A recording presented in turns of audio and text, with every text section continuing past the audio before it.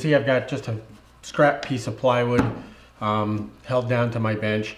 I use this so that I don't end up carving into my bench. It's also a whole lot easier to hold this tiny little square on something that's much bigger than it is to clamp this down and just keep moving around it.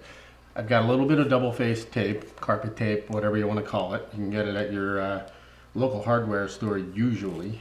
If not, I know you can buy this stuff online. So we stick a little bit of tape there, cut that off.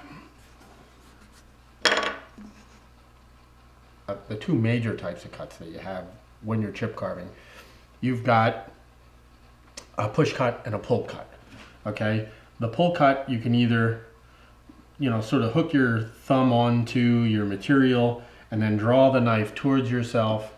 The push cut, I tend to sort of plant my index finger and pivot back here in the back of my hand and rotate out using my thumb as the, remember, again, if you didn't watch it, it's, you know, some of the references aren't going to necessarily make sense. When I carve with carving tools, we'll put two hands on. One hand is the brakes, the other hand is the gas. If you can figure out the ways to cut with the grain on the areas you're leaving behind, you're going to get a much smoother, much cleaner product in the end.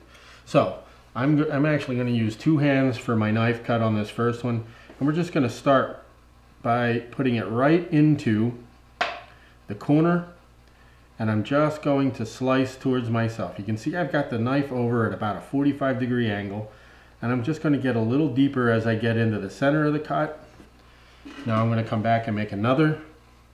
So again, from the base of the triangle to the point,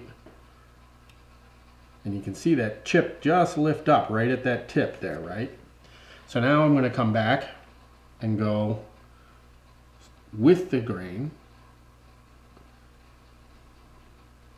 And in this case, I'm using my left thumb to provide the forward motion